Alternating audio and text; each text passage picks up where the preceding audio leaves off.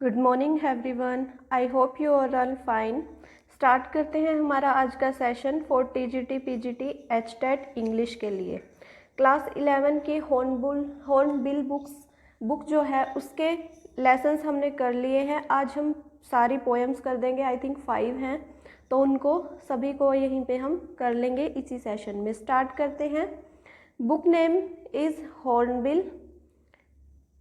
First poem है a photograph written by Shirley Toulson. Next is the laburnum top written by Ted. इसको बोलेंगे, देखो HUGHES। इसमें क्या है, H जो है वो साइलेंट आएगा, ठीक है, तो इसको बोलेंगे यगेज, ठीक है, यगेज।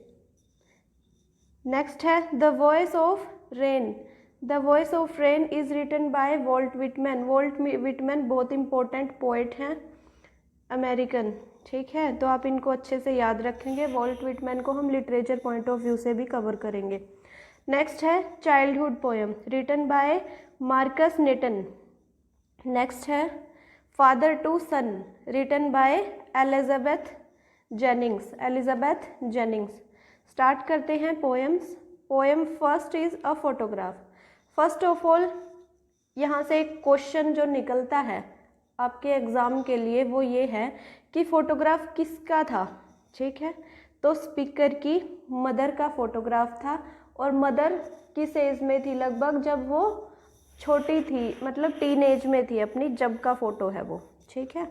तो स्टार्ट करते हैं हमारी poem written by Shirley Toulson. A cardboard shows me how it was when the two girl cousins went paddling। इसमें क्या है, राइट, जो पोएट हैं हमारे बोल रहे हैं, एक फोटोग्राफ है, एक फ्रेम लगा हुआ है कार्डबोर्ड का, जिसके ऊपर वो फोटोज़ है, मतलब नॉर्मली जैसे फ्रेम में होती है उस तरीके से। Shows me how it was when the two girl cousins were paddling. तो इसमें बता रहे हैं हमारे पोएट कि ये फोटोग्राफ मुझे शो करता है, ये जो फ्रेम है मुझे बताता है, शो करता है when the two girls cousins were paddling. जो दो कज़न गर्ल्स थी वो पैडलिंग कर रही थी। पैडलिंग यानी कि जो समुद्र के किनारे हम दौड़ रहे हैं, मतलब पैडलिंग नॉर्मली पैडल करना, चलना, ठीक है, तो पैडलिंग कर रही थी। Each one holding one of my mother's hand. उन दोनों ने मेरी मम्मी के हाथ को पकड़ रखा था। And she the big girl कौन है, मदर, तो बिग गर्ल मदर के लिए, जैसे फ्रेम में क्या है कि बीच में हमारी पोएट की मदर हैं और यहाँ साइड में है उनकी दो कज़न। जो मदर है वो सबसे बड़ी है, सम 12 ईयर्स और सो, लगभग 12 साल की, मतलब 12 साल के आसपास। All three stood still to smile through their hairs। तीनों के तीन, मतलब दो कज़न और उनकी मदर, शांति से खड़ी होती हैं फ़ोटो खिंचवाने के लिए और स्माइल कर रही है। जैसे समुद्र के किनारे जब हम होते हैं तो वहाँ पे हवाएं भी चल रही होती हैं, बीच पे हवा भी चल रही होती है, आपको पता है, ठीक है, तो बीच पे जो हवा चल रही है उससे उनके बाल उड़ रहे हैं, फेस के ऊपर आ रहे हैं, तो उसमें से उनकी स्माइल जो है वो दिखाई दे रही है। Smile through their hair at the uncle with the camera. और वो स्माइल किसकी तरफ कर रही हैं, अंकल की तरफ, जो कि कैमरा पकड़े हुए हैं, यानी कि उनकी फ़ोटो खींचने के लिए। A sweet face my mother's. मेरी मदर का फेस कैसा है, sweet. That was before I was born. कैसा था, मेरे पैदा होने से पहले जैसा था वैसा ही उनका फेस स्वीट दिखाई दे रहा है इस फ्रेम में। And the sea which appears to have changed less. और जो समुद्र दिखाई दे रहा है, जो सी है, वो अभी भी दिख रहा है कि मतलब चेंज नहीं होता, टाइम के साथ चेंज नहीं होता। सेम उसी तरीके से लहरें दिखाई देती हैं, सेम उसी तरीके से उसका पानी है। तो इसमें एक ट्रांजिशन दिखा रहा है पोएट, इसमें एक ट्रांजिशन दिखाई जा रही है। Washed their terribly transient feet. Transient feet क्या हुआ, देखो, washed their terribly transient feet होता है टेम्परेरी। देखो, जब हम रेत पे चलते हैं बीच पे तो हमारे पैरों के निशान पड़ जाते हैं, लेकिन लहरें आती हैं, इनको सबको कवर करके साफ कर देती है। ठीक है, तो ये हो गया ट्रांजिट फीट, यानी कि टेम्परेरी होते हैं। और चेंज्ड लेस समुद्र के लिए देखो, समुद्र का क्या नेचर है, सी का क्या नेचर है कि लहरें बार बार आएंगी, हमारे निशान जो बने होंगे उनको मिटा देंगी। ठीक है, तो इसमें क्या कहना चाह रहे हैं पोएट कि जो ह्यूमन बीइंग हैं और उनकी जो यादें हैं या ह्यूमन बीइंग्स जो हैं, जो भी वो सब टेम्परेरी है, लेकिन जो नेचर है यहाँ पे वो परमानेंट है। ठीक है, तो यहाँ पे एक ट्रांजिशन दिखाई जा रही है।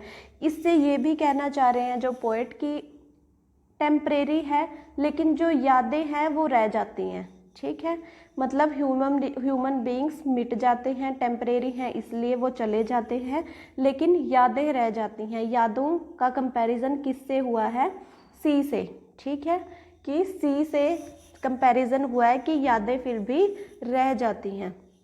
नेक्स्ट है सम 20-30 ईयर्स लेटर, 20-30 साल बाद, she had laughed at the snapshot, वो हंस रही थी इस स्नैपशॉट पे। सी बेटी, बेटी को देख के, एंड डॉली जो कि दो कज़न थी, है ना, कज़न्स थी ना बेटी एंड डॉली, तो उनको देख के वो हंस रही थी लगभग 20 से 30 साल बाद। शी हैड से and look how they dressed us for the beach, और क्या बोल रही थी वो इस बारे में, ये मदर की बात हो रही है कि क्या बोल रही थी इनको देख के कि देखो ड्रेस, मतलब कैसी ड्रेस पहनी हुई है इन्होंने, कैसे तैयार हुई हैं बीच पे जाने के लिए। The C holiday was her past, और यहाँ पे क्या शो रहा है, कर रहे हैं जो हमारे पोएट हैं कि जो सी हॉलीडे था वो उनका पास्ट था। माइन इज हर लाफ्टर, उनका पास्ट क्या था, सी हॉलीडे, और मेरा पास्ट क्या है कि उनकी हंसी, क्योंकि जो पोएट की मदर हैं वो अब इस दुनिया में नहीं रही, इसलिए वो उनको मिस करती हैं, उनकी हंसी को। Mine is her past, mine is her laughter, वो क्या है पोएट के लिए, उनका पास्ट है। उनकी स्माइल, उनकी हंसी देखना पोएट के लिए पास्ट है। Both wry with the laboured ease of loss, देखो ये है लेबर्ड ईज। लेबर्ड ईज क्या होता है, ये है, इसमें ट्रांसफर्ड एपिथेट आपने सुना होगा, उसमें क्या होता है कि एडजेक्टिव लगा होता है ना, ये लेबर्ड यहाँ पे क्या है, एडजेक्टिव का काम कर रहा है। ठीक है, तो इसको ध्यान रखोगे आप। ये है फिगर ऑफ स्पीच लेबर्ड इज, या फिर आप बोल सकते हो इसको अपोजिट भी है, ये है ना एक दूसरे के। लेबर्ड डिफ़िकल्टी के लिए होता है और ईज हो गया आसानी।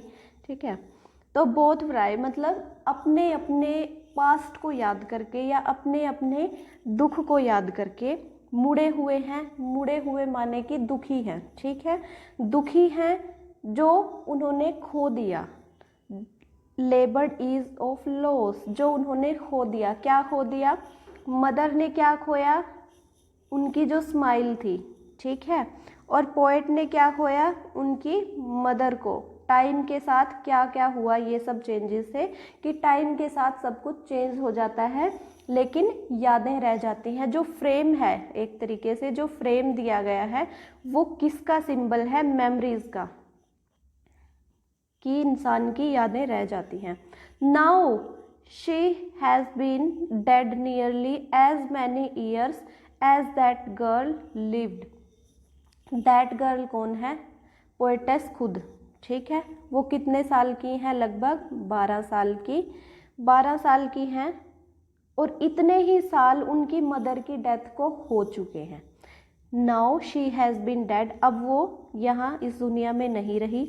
नियरली एज मैनी ईयर्स, इतने साल हो चुके हैं। एज दैट गर्ल लिव, जितने साल से ये लड़की जिंदा है, लगभग 12 साल जो ऊपर पहले बताया था।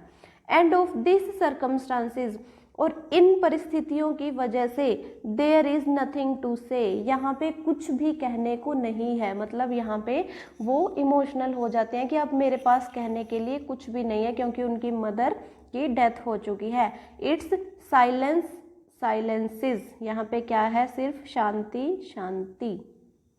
नेक्स्ट पोएम देखते हैं, the laburnum top. Laburnum top written by Ted Ted Hughes, Ted Hughes इसको बोलेंगे, जैसे यूज ऐसे, ठीक है, Ted Hughes. Laburnum top, laburnum एक ट्री है, ठीक है, ट्री बोल सकते हो, प्लांट बोल सकते हो, ट्री ही है वैसे। The laburnum top is silent, इसमें क्या, लेबरनम होता है अमलतास। मैंने आपके लिए ये वर्ड मीनिंग लिखे हैं जो डिफिकल्ट है, तो आप यहाँ से इजिली कर सकते हो। लेबरनम को बोलते हैं अमलतास, ये छोटा सा पेड़ होता है जिसके पीले फूल होते हैं, ठीक है। तो लेबरनम टॉप की बात हो रही है जो क्या है, साइलेंट है। क्वाइट स्टिल मतलब जिसमें कोई भी हलचल नहीं है।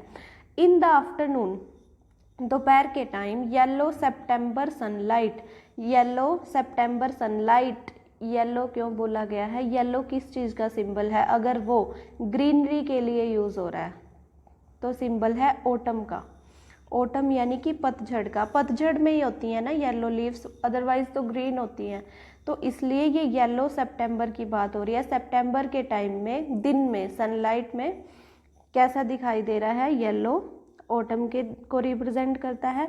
अ फ्यू लीव्स येलोइंग, जिसकी कुछ जो पत्तियां हैं वो येलो हो चुकी हैं। ऑल इट्स सीड्स फॉलन, और उसके सभी बीज गिर चुके हैं। Till the goldfinch, goldfinch bird है, लगभग आप बोल सकते हो गोल्डन कलर का ही है, ठीक है, तभी इसको बोला गया है goldfinch. Till the goldfinch comes, जब तक कि गोल्डफिंच आएगी, ये सब कुछ ऊपर वाला जो हमने फर्स्ट पैराग्राफ में किया ये हो चुका है। विद अ ट्विंचिंग चिर्प, ट्विंचिंग चिर्प यानी कि झटपटाहट वाली, जैसे कि एक बर्ड है जो पेड़ के अंदर एंट्री करता है बैठने के लिए, तो क्या होता है, पहले वो पत्तों में फंसता है एक तरीके से, है ना, तो वही झटपटाहट और फिर चहचहाट, चिर्प होता है चहचहाट पक्षियों की, ठीक है, तो आता है झटपटाहट से चहचहाट होती है उसकी। अ सडननेस, सडननेस यानी कि क्विक, ठीक है, जल्दी से स्टार्ट करता है। एट अ ब्रांच एंड, एक ब्रांच के एंड पे, एंड पे यानी कि देखो एक पेड़ है फॉर एग्जाम्पल, उसकी जो ब्रांचेस है वो यहीं से आना शुरू करेगा ना, मतलब एक ब्रांच का ये एंड है, यहाँ से ही आएगा, कई बार से उड़ के आएगा यहाँ, तो ब्रांच के एंड से वो स्टार्ट करेगा, है ना। Then sleek as a lizard and alert and abrupt, तो वो क्या बोल रहे हैं कि आएगा, एक ब्रांच के एंड से स्टार्ट करेगा। स्लीक यानी कि तेजी से, किसकी तरह, एक लिजार्ड की तरह, ठीक है, एक छिपकली की तरह।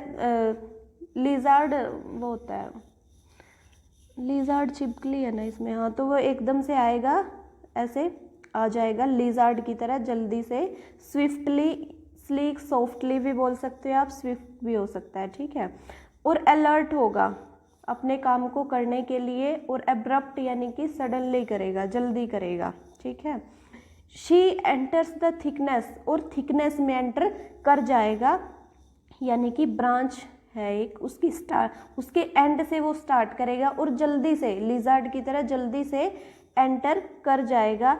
And a machine start up, और एक मशीन जो है शुरू हो जाएगी। मशीन किस चीज़ की, ऑफ चिरपिंग, चिरपिंग की यानी कि चहचहाट की, बहुत ज़्यादा आवाज़ आने लग जाएगी, ठीक है। And a tremor of wings, tremor होता है कंपन, और विंग्स के उसमें मतलब फड़फड़ाएगा तो कंपन होगा ना, ठीक है, तो वो कंपन होगा।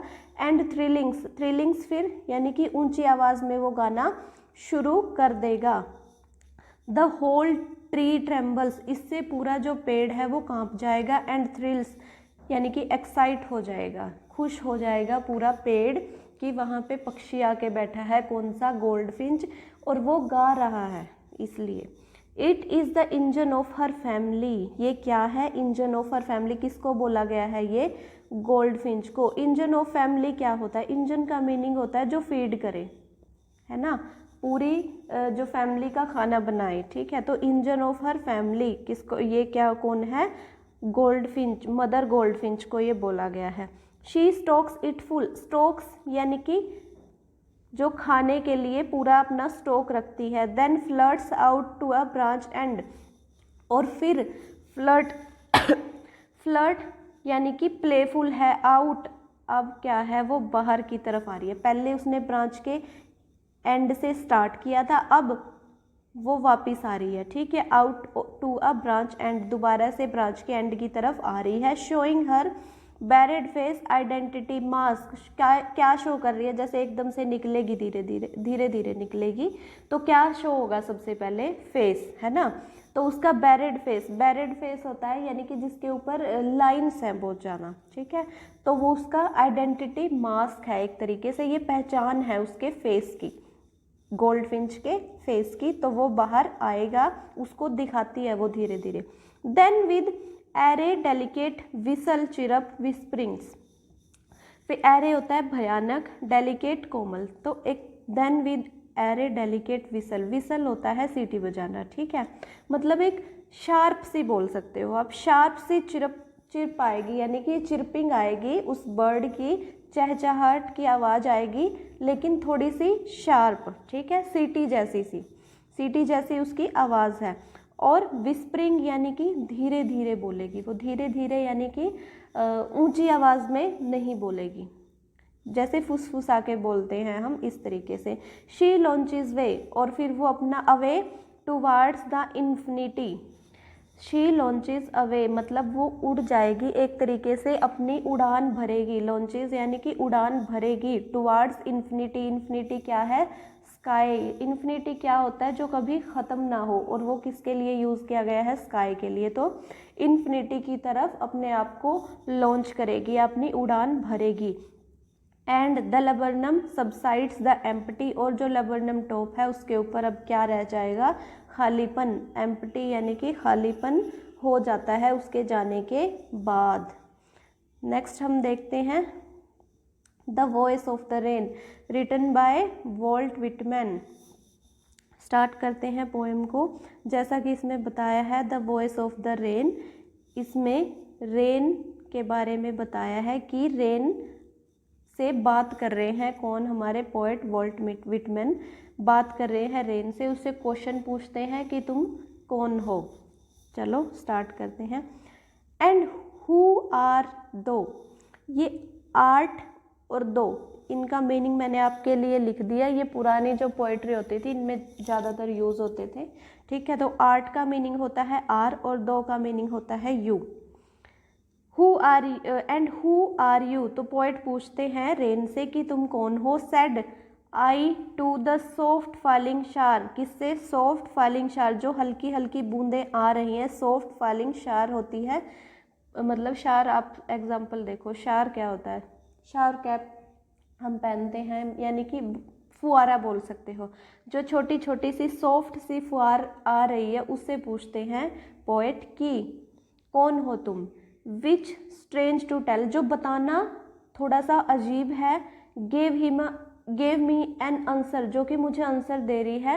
एंड हेयर ट्रांसलेटेड, और मैंने उसको यहाँ पे ट्रांसलेट किया है नीचे, मतलब यहाँ से अब क्या शुरू हो जाता है, जो रेन ने रिप्लाई दिया पोएट को, तो ये बताना थोड़ा सा स्ट्रेंज लग रहा है पोएट को कि रेन ने रिप्लाई दिया, लेकिन सुनो वो जो आगे ट्रांसलेट कर रहे हैं। I am the poem of earth, यहाँ से आपका क्वेश्चन बन सकता है कि रेन ने क्या रिप्लाई दिया, I am the poem of earth, मैं अर्थ की कविता हूँ। Said the voice of rain, तो वॉइस ऑफ रेन ने ये रिप्लाई दिया। एटर्नल आई राइज, एटर्नल होता है अनंत से, ठीक है, अनंत से मैं उठती हूँ। इनपल्पेबल यानी कि अनटच्ड, बिना किसी के टच किए मैं उठती हूँ। Out of the land, land से। एंड द बॉटमलेस सी, और फिर कहाँ से होती हुई गुजरती हूँ, बॉटमलेस सी। आप देखो कि यहाँ पे क्या बोला गया है कि रेन की जो प्रेसिपिटेशन में, जो भी प्रेसिपिटेशन होता है एक तरीके से रेन ही बोल सकते हो आप, ठीक है।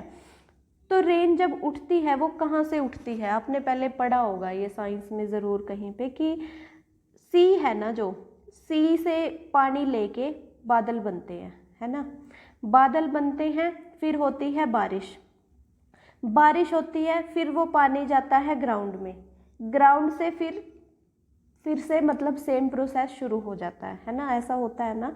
तो इसमें सेम वही दिखाया गया है कि एटर्नल से उठती है, बॉटमलेस सी से उठती है, यानी कि ग्राउंड से आती है सी में जो पानी है, ठीक है।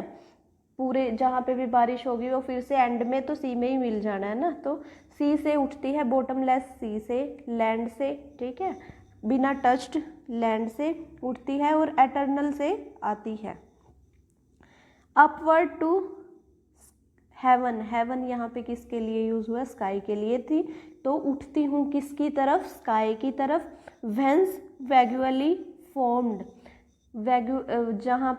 जहाँ से बनता है वैगुअली यानी कि स्लाइटली हल्का सा, फॉर्म्ड यानी कि हल्की सी फॉर्म जो है मेरी तैयार हो जाती है। एक तरीके से फॉर्म्ड यहाँ पे आप लगा सकते हो क्लाउड, है ना, तो क्लाउड की फॉर्म में आ जाती है। All together changed and yet the same, तो ऐसे इस तरीके से मैं स्टेप बाय स्टेप चेंज हो जाती हूँ, लेकिन येट द सेम, सेम मतलब क्यों यूज़ किया है, देखो जब यहाँ था सी से उठी, क्लाउड्स में गई, ठीक है, क्लाउड में इसकी फॉर्म चेंज हो गई, है ना, पहले था सी वाटर, अब है क्लाउड्स में। क्लाउड से जब बारिश होगी तो वो क्या है, अब हो गई ये रेन, है ना, तो ये कंटिन्यू प्रोसेस है, चेंज हो रही है, एक जगह से दूसरी जगह जा रही है, हर जगह पे इसको अलग अलग नाम देंगे, लेकिन जो एंड है वो फिर भी क्या है, मतलब फिर भी सेम क्या रहती है, क्या चीज़ कॉमन है, वो है वाटर, जो स्टार्टिंग से लेके एंड तक सेम ही रहा, है ना। तो ये यहाँ पे हमारे पोएट बोलना चाह रहे हैं।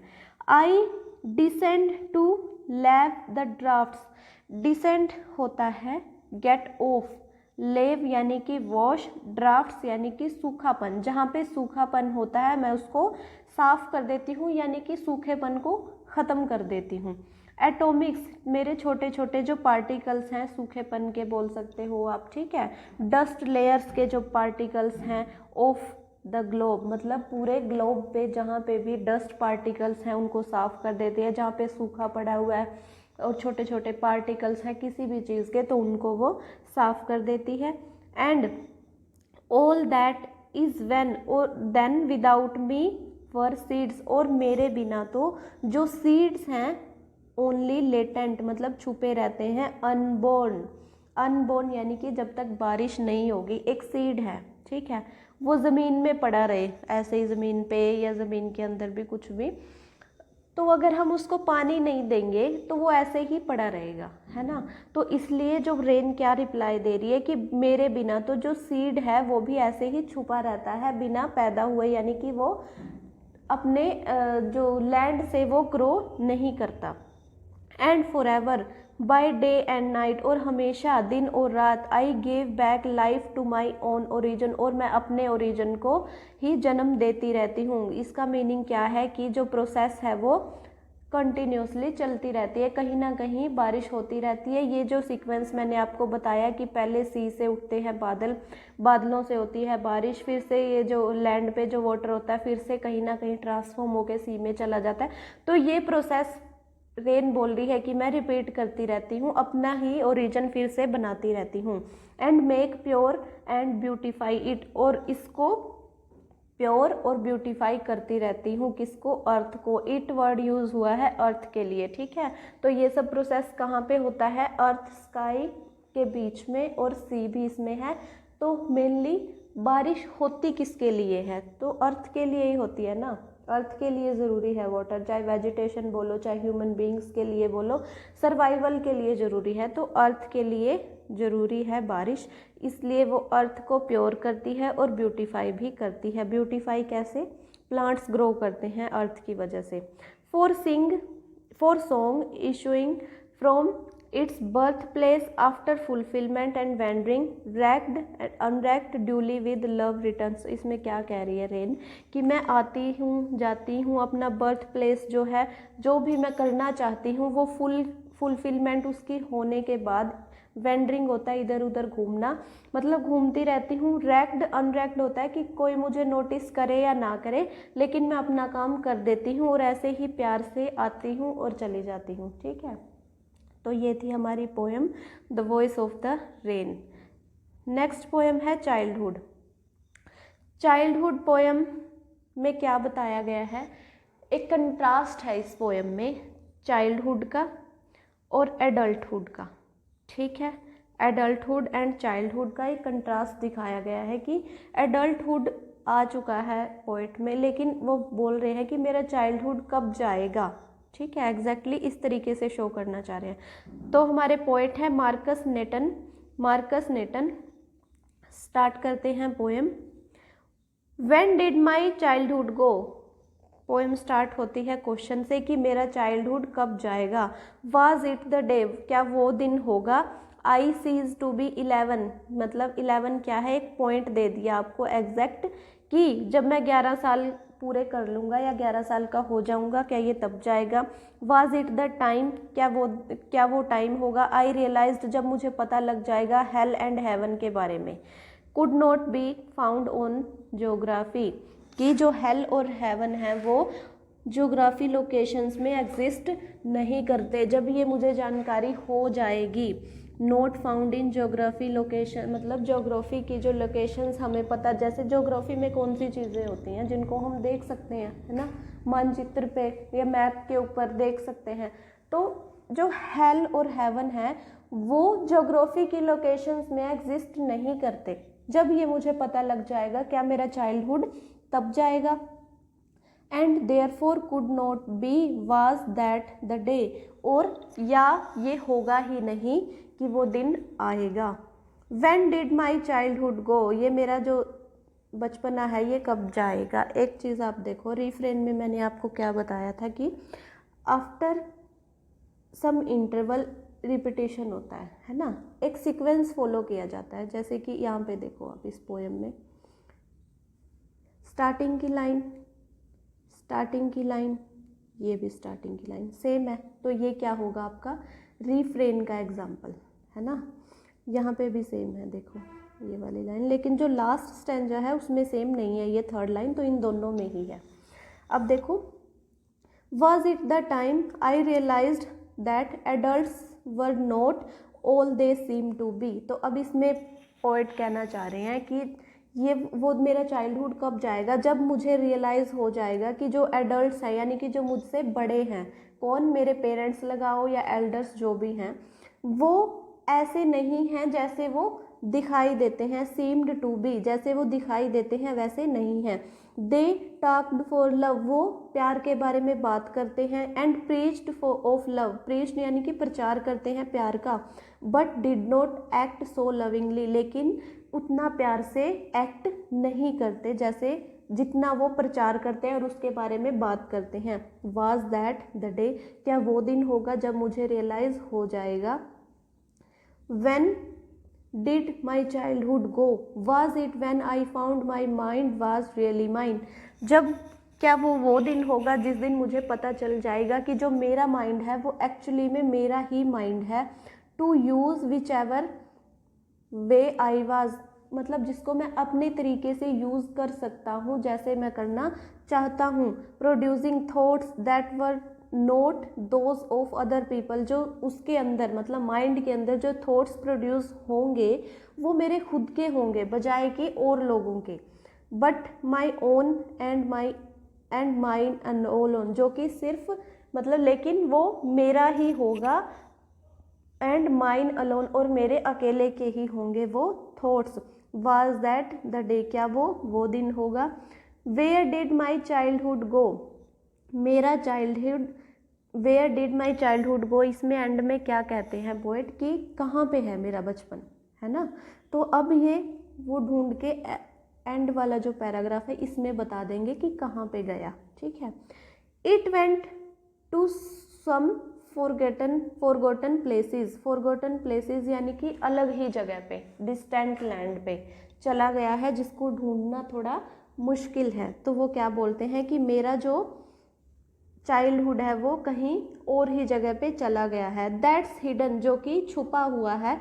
In an infant face, infant यानी कि शिशु, बच्चे के फेस में छुपा हुआ, बच्चे के फेस पे दिखाई देता है कि इनोसेंस में है childhood. That's all I know, मुझे अब सिर्फ इतना ही पता है। इसमें मेनली क्या कंट्रास्ट किया पोएट ने कि चाइल्डहुड और एडल्टहुड, में क्या डिफरेंस है। फर्स्ट में बताया कि जब मुझे पता लग जाएगा कि ज्योग्राफी लोकेशंस के बारे में, है ना, तो एडल्ट हो जाएंगे हम तब पता लगेगा, है ना। और चाइल्डहुड का एंड में इन्होंने बता दिया कि इनोसेंस, है ना, फेस में इनोसेंस जहाँ पे होगी वहीं पे है चाइल्डहुड। बाकी जो ऊपर दिया गया है ये सब एडल्टहुड के बारे में है कि मुझे पता लग जाएगा कि जो मेरे थॉट्स हैं वो सिर्फ मेरे हैं, ना कि और लोगों के। सेकंड में उन्होंने बताया कि जो प्यार के बारे में इतना प्रचार किया जाता है बड़े लोगों के द्वारा, वो उस तरीके से एक्ट नहीं करते जैसे उन्हें प्यार से करना चाहिए। मतलब यहाँ पे एक तरीके से वो शिकायत कर रहे हैं अपने बड़ों से, है ना। और फर्स्ट में उन्होंने क्या किया कि ज्योग्राफी लोकेशंस पे हेल और हेवन का जब मुझे पता लग जाएगा, ये भी एक एडल्टहुड को इंडिकेट करता है। और लास्ट में वो बताते हैं कि चाइल्डहुड कहाँ पे गुम हो गया है। ठीक है, तो ये थी हमारी पोएम। नेक्स्ट देखते हैं father to son. Father to son written by Elizabeth Jennings. इसमें क्या है, एक फादर और सन के रिलेशन को बताया गया है जो कि खराब हो चुका है और उसको ठीक करने के लिए कोशिश जो है दोनों करना चाहते हैं, लेकिन स्टार्ट कोई नहीं कर पाता। तो ये वो सिचुएशन पे है ये पोएम। स्टार्ट करते हैं। I do not understand this child. तो फादर इसमें बोल रहे हैं मैं समझ नहीं पा रहा हूँ इस बच्चे को। Though we have lived together now. लेकिन मतलब हम बेशक हम साथ रह रहे हैं, लेकिन फिर भी मैं इस बच्चे को समझ नहीं पा रहा हूँ। इन द सेम हाउस, रहे हैं सेम घर में। I know nothing of him, मैं फिर भी इसके बारे में कुछ नहीं जानता। So try to build up a relationship from how. तो पोएट बोलते हैं कि कैसे एक रिलेशनशिप दोबारा से बनाया जाए, from how he was when small. मतलब कि जो वैसा ही रिलेशनशिप कैसे बनाया जाए दोबारा से, जब वो छोटा था तब जो रिलेशनशिप था हमारा उसको दोबारा से कैसे बनाया जाए। येट हैव आई किल्ड, जो कि शायद अब ख़त्म हो चुका है। द सीड आई स्पेंट और sown it where the land is his and none of mine. तो अब क्या बोल रहे हैं कि द सीड आई स्पेंट और शोन इट वेयर, मतलब जो सीड्स यानी कि यहाँ पे बात कर रहे हैं पोएट की जो परवरिश मैंने दी, है ना। सीड से यहाँ पे क्या है, जो परवरिश मैंने उसको दी उसके लैंड पे, यानी कि उसके माइंड में। एंड नन ऑफ माइन, जो कि मेरी नहीं थी। वी स्पीक लाइक स्ट्रेंजर्स, हम स्ट्रेंजर्स की तरह बात करते हैं फिर भी। There is no sign, there is no sign of understanding in the air. अब जो हवा में, लेकिन अब क्या हो चुका है कि हवा में बिल्कुल भी अंडरस्टैंडिंग वाली बात नहीं है ना। यहाँ पे देखो सीड से एक बार इस पैराग्राफ को दोबारा समझते हैं। सीड इसमें पोएट दो तरीके से आप ले सकते हो यहाँ पे, कि जो मैं अपने विचार हूँ उस तक कैसे पहुँचाऊँ, है ना, कि कैसे पहुँचाऊँ कि वो मेरी अंडरस्टैंडिंग, जो मेरी फीलिंग्स हैं उनको समझे। यहाँ पे ये कहना चाह रहे हैं क्योंकि उनके बीच में बहुत ज़्यादा गैप आ चुका है। गैप यानी कि कम्युनिकेशन गैप, वो एक दूसरे से बात नहीं करते, बात करते हैं तो एक दूसरे की समझ नहीं पाते। ये किस लिए होता है मेनली, जो हमारे बीच में कम्युनिकेशन गैप आता है, और वो किस वजह से आता है, जनरेशन गैप की वजह से। क्योंकि जो मेंटालिटी है, जो थिंकिंग है वो मैच नहीं करती, तो एक दूसरे से जो गैप है वो बढ़ता जाता है टाइम के साथ। The child is built to my design, जो ये बच्चा है ये मेरा ही बना हुआ है, मतलब मेरे जैसे ही डिज़ाइन का है। इसकी आउटर लुक जो है वो मेरी तरह ही दिखाई देती है। Yet what he loves I can't share, लेकिन जो जिस चीज़ से वो प्यार करता है या हमारी जो पसंदीदा चीज़ें हैं वो सेम नहीं हैं, मतलब फिर भी कहीं ना कहीं हम अलग हैं। ये बच्चा मेरे जैसा ही दिखाई देता है, लेकिन जो हमारे इमोशंस हैं, हमारे थॉट्स हैं वो बिल्कुल अलग हैं। साइलेंस सराउंड्स अस, हमें साइलेंस ने घेर लिया है। I would have him prodigal, prodigal होता है एक तरीके से जो ज़्यादा खर्च करता है, ठीक है, वेस्टफुल जिसको बोल सकते हैं। तो मैंने ही उसको I would have him prodigal, तो मैंने उसको ज़्यादा खर्च करना सिखाया है, मतलब बचपन में मैंने उसको ऑल फैसिलिटीज़ प्रोवाइड की हैं। Returning to his father's house, मतलब यहाँ पे पोएट क्या कहना चाह रहे हैं, दो तरीके से आप इसको देख सकते हो। सेम कि मैंने उसको प्रोडिगल बना दिया, एक तो कैसे कि मैंने उसको एक्स्ट्रा फैसिलिटीज़ दी। दूसरा ये कहते हैं, ये लगा सकते हो कि अब कुछ भी वो करना चाह रहे हैं, कुछ भी करना चाह रहे हैं अपने बेटे को वापस बुलाने के लिए। Returning to his father's house the home he knew. तो वो क्या कह रहे हैं कि फादर चाहते हैं अब कि वो घर लौट आए, द होम ही न्यू, जिस घर को वो जानता है, rather than see him make and love his word, बजाय कि, रेदर देन बजाय कि इस प्यार को वो चेंज करके, मतलब घर में प्यार नहीं मिल रहा कि कन्वर्सेशन नहीं हो रही दोनों के बीच में, घर में गैप है, तो इस गैप को कवर करने के लिए वो बाहर संसार में कहीं प्यार ढूंढे। इससे अच्छा है कि वो यहीं पे बात करना शुरू कर ले, यहीं पे अपने घर में वापस आ जाए। घर में वापस आ जाए इन द सेंस, इसका मतलब ये नहीं है कि जो सन है वो घर से बाहर रहता है, इसका मतलब है कि उन दोनों वो आपस में बात करें, अपनी फीलिंग शेयर करें और कहीं ना कहीं एक दूसरे से अंडरस्टैंडिंग वाला जो रिलेशन है वो बनाएं। His word I would forgive him too, मैं अभी भी उसको माफ़ कर दूंगा। Shaping from sorrows a new love, तो मैं क्या कह रहे हैं कि उनके जो भी हमारे दुख थे उन सबको, जो प्रॉब्लम्स थी उन सबको अभी भी, मतलब पोएट अपने सन से ये बोल रहे हैं, सन के लिए बोल रहे हैं कि मैं अभी भी उसको माफ़ कर दूंगा और दोबारा से शेपिंग फ्रॉम सोरो, जो भी हमारे दुख थे उससे एक नया प्यार हम बनाएंगे, मतलब दोबारा से जो प्यार का रिश्ता है वो शुरू करना चाहते हैं पोएट के फादर नहीं, सॉरी, जो इसमें फादर शो किए गए हैं वो। नेक्स्ट है father and son we both must live on the same globe and the same land. तो इसमें क्या कहना चाह रहे हैं जो पोएट हैं कि फादर और सन, जो हम मतलब बाप और बेटा हैं, we both must live on the same globe, हमें इसी ग्लोब के ऊपर रहना है, एंड द सेम लैंड के ऊपर। ही स्पीक्स आई, मतलब एक ही घर में रहते हैं हम, कहने का मतलब है कि एक ही घर में हमको रहना है। ही स्पीक्स, वो बोलता है, आई कांट अंडरस्टैंड, मैं समझ नहीं पाता, I can't understand myself, why anger and grows from grief. तो इसमें पोएट क्या वो बोल रहे हैं फादर कि जब वो बोलता है तो मैं समझ नहीं पाता, और मुझे अपने आप से ये प्रश्न उठता है एक तरीके से कि मैं ये खुद समझ नहीं पाता कि जो एंगर है, जो गुस्सा है, वो सैडनेस से क्यों आता है। सैडनेस इन द सेंस कि उन दोनों के बीच में कम्युनिकेशन गैप है, तो इसलिए दोनों सैड हैं। सैड की वजह से, सैड होने की वजह से कि बात नहीं कर रहे एक दूसरे से, तो वो एंगर में कन्वर्ट हो जाता है धीरे धीरे। ये आप आई थिंक उस लेवल पे हो कि आप ये चीज़ें अच्छे से समझ सकते हो, है ना। जब पेरेंट्स के साथ हम कन्वर्सेशन नहीं करते अच्छे से, उनसे बात नहीं करते, तो सैडनेस आती है पहले, फिर सैडनेस जो है वो एंगर में कन्वर्ट हो जाती है, अगर ये कम्युनिकेशन गैप ऐसे ही बना रहे तो मैं कहती हूँ कि अपने पेरेंट्स से बात करना, उनसे शेयर करना बहुत ज़रूरी है। इस पोएम के थ्रू यही कहना चाह रहे हैं जो हमारे पोएट हैं। अब myself why anger grows from grief, जो सैडनेस है उससे एंगर क्यों पैदा होती है। We each put out an empty hand longing for something to forgive.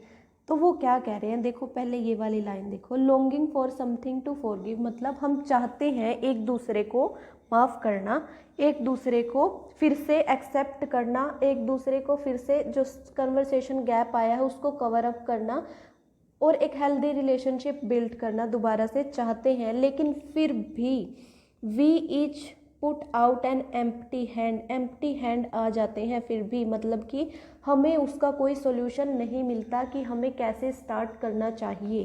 ठीक है, तो पोएट इसमें ये कहना चाह रहे हैं कि जो फादर हैं उनको ये लग रहा है कि हम दोनों में से हम दोनों ही इस जो ये गैप आया है, कम्युनिकेशन गैप, उसको कवर अप करना चाहते हैं, लेकिन कोई भी पहल नहीं करना चाह रहा है ना, किसी से भी स्टार्टिंग नहीं हो रही है, इसलिए एम्प्टी हैंड आ जाते हैं। मतलब इस रिलेशनशिप में हम दोनों ही खाली हाथ हैं क्योंकि स्टार्ट कोई भी नहीं कर पा रहा।